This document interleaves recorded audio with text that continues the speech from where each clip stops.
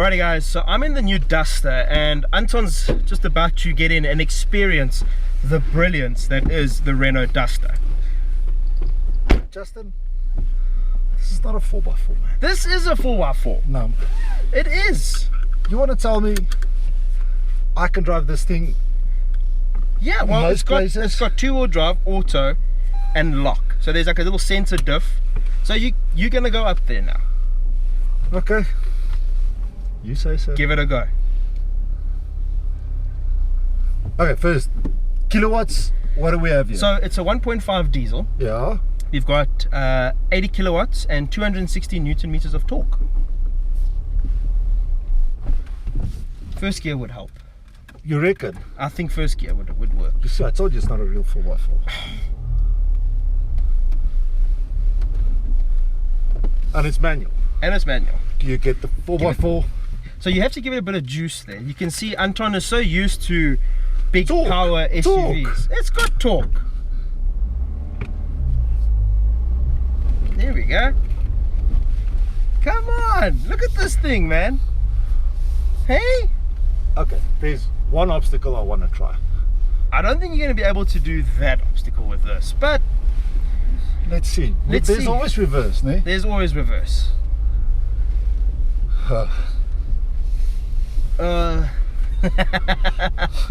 You reckon? 220 mil ground clearance.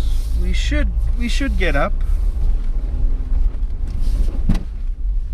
It's a bit of a knock, but we're not fine. Hey? Okay, let's go play in the mud. Let's see what it does. Let's go find some mud and let's just drive it around here. So you know what I like about the Duster is it's small, it's light on fuel, it's easy to drive. So when I say it's light on fuel, I mean I'm averaging around 5.7 liters per 100 kilometers. We're driving around with it for a week.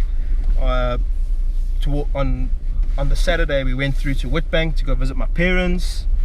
Got there, when we came back to Pretoria the light came on, so they had like a 50k range. So I put 150 Rand diesel in and it went to like half, gave me like 330 kilometers range. And I mean it's got everything that you want in a modern day car. It's got safety features, 360-degree cameras, Apple CarPlay, Android Auto, standard navigation.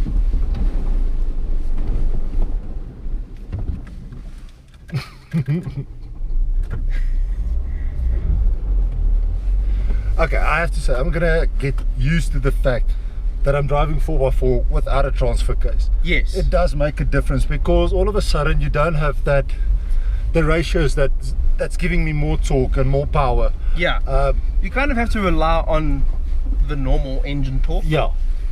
So you got to be aware of your revs the whole time. So yes, it's not a full-blown 4x4, but coming out here in the mud, it really performs well, considering the fact that it's not a 4x4. You know what? I've always, to be honest now, I've always liked the Duster. It is small, it is light, and because of that combination with a fairly decent all-wheel drive system, it is pretty capable in certain areas. Yes. I mean, I don't see a problem driving this in a bit of sand. I don't think I'm gonna chuck it onto the dunes. No. But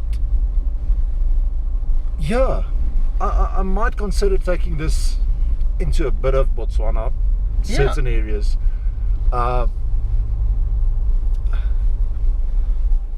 It's decent enough. It is decent enough, and you're looking at just over 300 odd thousand. I think it's around 350 or 360,000 Rand for this thing. Yeah, so for 361 odd thousand Rand, this is what you get all in. I mean, there's so much space. When you put the back seats down, we put the dog in there, we put a whole bunch of luggage and stuff. Look, it's not like the best quality. There's a lot of like hard plastics everywhere, but then again it is durable. Based on the Dacia that comes out of East Europe. So Anton, you know the thing about this car, right? It's one of Renault's global cars. So they sell this thing all over the world. So it has to work and perform in various countries, various conditions. And I think having it here in South Africa, our roads aren't that great. I mean, I hit a couple of potholes with it after all the rain we've been having. You know, the roads just wash away, and it's been fun. It handles it. You know, the high ground clearance is also something that my wife liked. You know, 220 odd mils of ground clearance. That's pretty impressive. Plus, you throw in the 4x4 capabilities. Hey? No, that wasn't too bad. It's not too bad. I really like it. I mean, I've seen so many on the road since I've been driving this one. You know, you can spot so many, and I think it's such a nice car. It's, you know what it's like, Anton? It's like a Boerewors roll. You reckon? Yes. It's, you know, when you're hungry and you just want something to fill the spot, to hit the nail on the head, you get a Boerewors roll. Yes, it might not have the sauce and the fancy pepper dew and feta Boerewors, and it's just a stock standard Boerewors roll, and you can have it for breakfast, lunch, or supper. It's got everything you need. It hits the spot, and really, it's 360 grand. It's not that expensive for what you get. Okay, but I think that it's time for me to show you a gourmet Boerewors. Oh yeah, you've bought the whole Bertus Besson kind of Boerewors. Yes, this has got all the trimmings, caramelized onions, blue cheese. Oh wow. Okay. Everything. And yes, you might be able to buy 2 of these for the price of one of those, but okay, well, let's see what you got. Okay, so according to Justin, we're driving Boerewors today, and this now is the gourmet Boerewors. It's the new Fortuner, 150 kilowatts, 500 newton meters of torque. And Justin, this is a gourmet Boerewors. I want to say something funny about the drivers in Boerewors, but I won't. Really? Okay, so what, the bigger the Boerewors, the bigger the car, or something like that? I don't know. Sometimes the drivers act like a Boerewors, but anyway. New Fortuner. So yes, new Fortuner, but no, not new Fortuner, but yes, new Fortuner, because we've got the new engine in it. Yeah. We've got the 150 kilowatts, the 500 newton meters of torque. We've got all the safety features like adaptive cruise control, lane keep alert, all the nice little bells and whistle that you wanted. We've also got Apple CarPlay now. It's a new, bigger infotainment system. Apple CarPlay. Well, you know, the Duster, you know, my Duster's got Apple CarPlay. Yeah, but this is a Fortuner. And I've got low range. I've got diff lock. You got heated seats, I've got heated seats now. Finally! But there's only one USB charge point. We've got another USB charge, or a 12 volt outlet here. We've also got in the back here now a 220 volt plug. Okay. Same standard stuff. They've moved some of the buttons a little bit around, but everything is still here. And obviously we still have the 7 seaters. Yeah. Okay. And I have to say, I know that a lot of people are saying, yeah, but the 7-seater to the side, I actually prefer that because I can take it out. Yes. The one thing that I had with the Prado, I mean, the Prado had that electric seats coming up. It's nice, but if I start packing, it's in the way. I can't take it out. It does take a lot of space. But yeah, this is a gourmet Boerewors. And I tell you, it looks good. I mean, the new bumpers, the new wheels. Yes, I love the wheels. The wheels really makes it pop a bit. It looks classy now. This is the VX. Yeah, so top of the range. Well, again, yes and no. What? There are rumors. Okay. There will be a VXL coming soon. Okay. But it's rumors. Haven't been confirmed. In Australia, they get the VX and then they get the Cockadoo or something like that. Okay. And that one comes out with the JBL system and all that. So this one still doesn't have the JBL system in it. So maybe not. Maybe the VXL is coming. But yeah, it's still a Fortuner. It's very capable. Again, we've driven these things on Rista Winter, Yeah. and It's a very capable vehicle. to be dead honest, we drove it with a stock standard one, and I think that was about 2 years ago when they just came out, or 3 years ago, and I think I came in the top quarter of out of 200 people, and we were the only guys with unmodified vehicles there. Anton, you know what I'm noticing here? Black leather interior. Perfect, because now all of a sudden you can get with your muddy feet and your muddy bum and everything in here, and it's not gonna like stain. a dark wood trim, sort of. Black leather interior. Because, look, I kind of like the brown interior of the other one. But you know what I don't understand is, why is there only one option? You know, there should be a choice of maybe brown or black. Because I drove the previous Epic. So the unmodified 2.8, Yeah. previous Epic, and that had brown interior, but it was white and black on the outside, and I thought that color combination was really nice. I think with this car, brown would have looked great, but I just feel like people were like, oh, we don't like the brown, so they remove it altogether for the black interior. I think there should be an option, like the option with your drive modes, eco, normal, sport.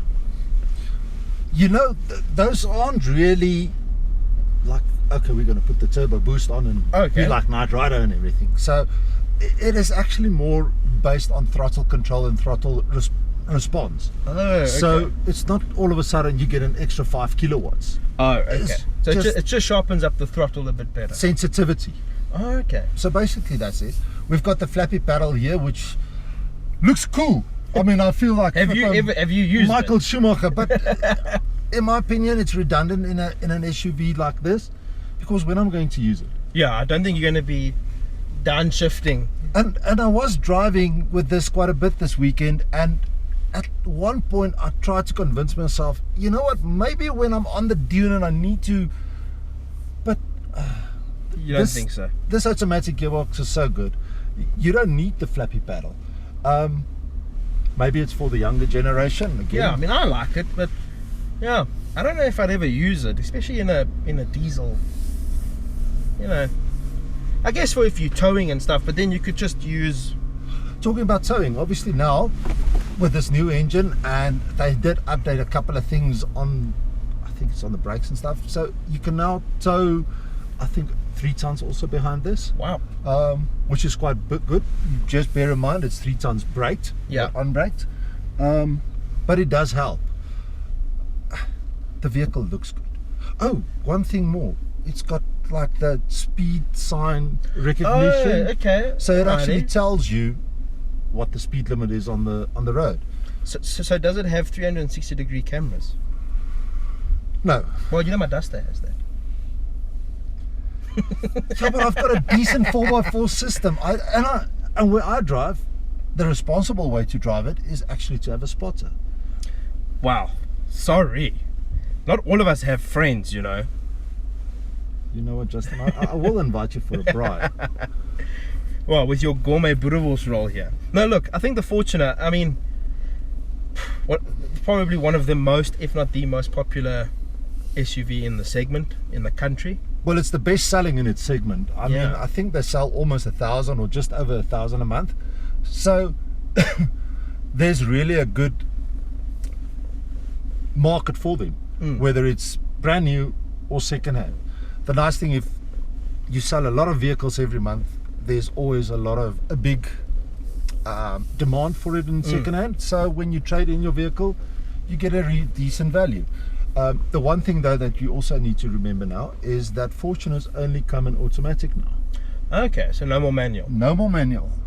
So you see, the Duster, the 4x4 is only available in manual.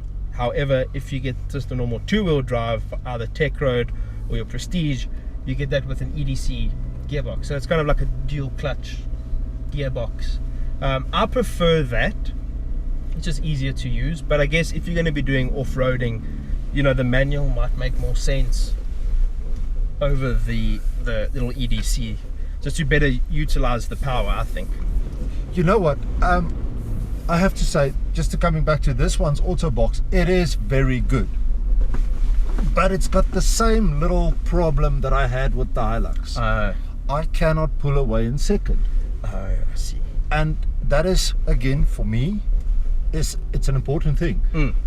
When you're stuck in sand with a 2-ton caravan behind you, you actually want to pull away in second, but it doesn't have it.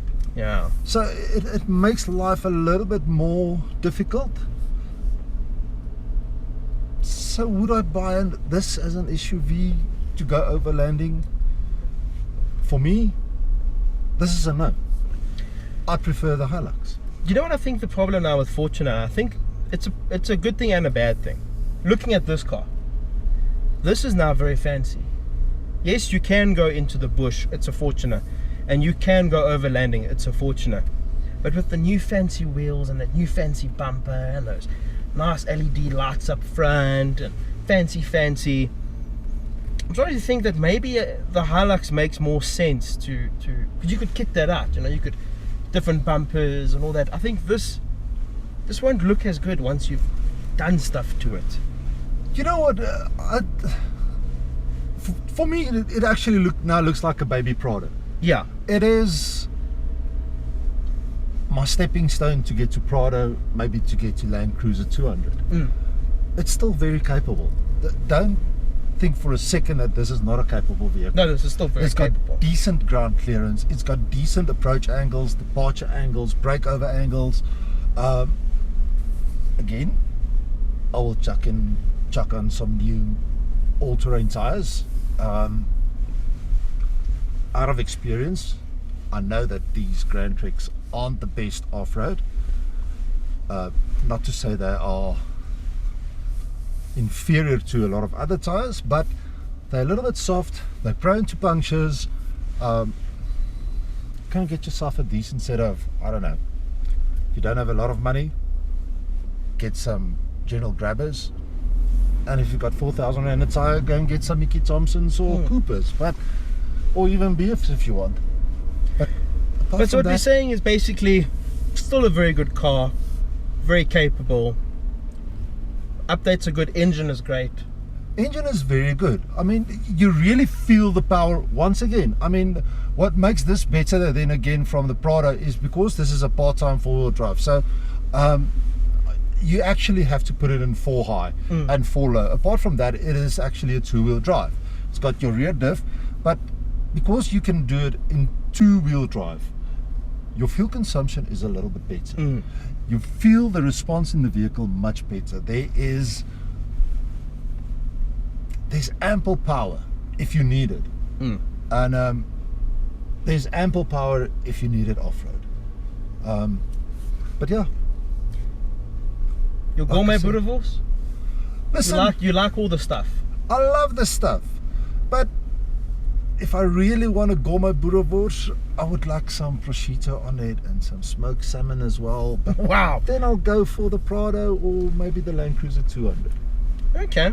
But for, I mean, look, entry gourmet Boerewors, no matter what we say, this is great. No matter what we say, this is going to sell. Yes, no, it will definitely sell. I mean,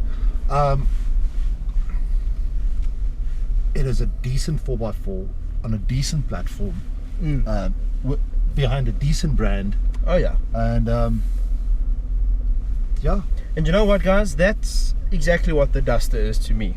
It's a decent platform, a decent brand. It's no fuss. You get what you're getting, and you know, if you go and buy a Boerewors roll now, I can promise you, there's a 90% chance that you know what it's going to taste like. It's just all the different little things that you want to add, and I think that's what's great with the cars. They all fundamentally do the same thing. It's just depending on what it is that you require specifically from the car. So this is great for what it is, in the same way that the Duster is really great for what it is. I don't think, if you're looking at a Duster, you won't go wrong. If you're looking at a Fortuner, you won't go wrong. It all depends on why do you want to have it. Yeah. I mean, if you are going to go into the bush every weekend and your budget allows you, get the Fortuner. Yeah. If your budget doesn't allow you, And you're looking know for an active life, something to put the bikes on the back and Exactly. go to Dilstrom and drive on some mud and whatever. And it's You actually can go on the beach with that little Duster. oh yeah, it's a great little car, and this is a great big car. Anton, It is a guys, big car. thanks for watching. Cheers. Subscribe, and we'll see you soon. See you next time. Bye.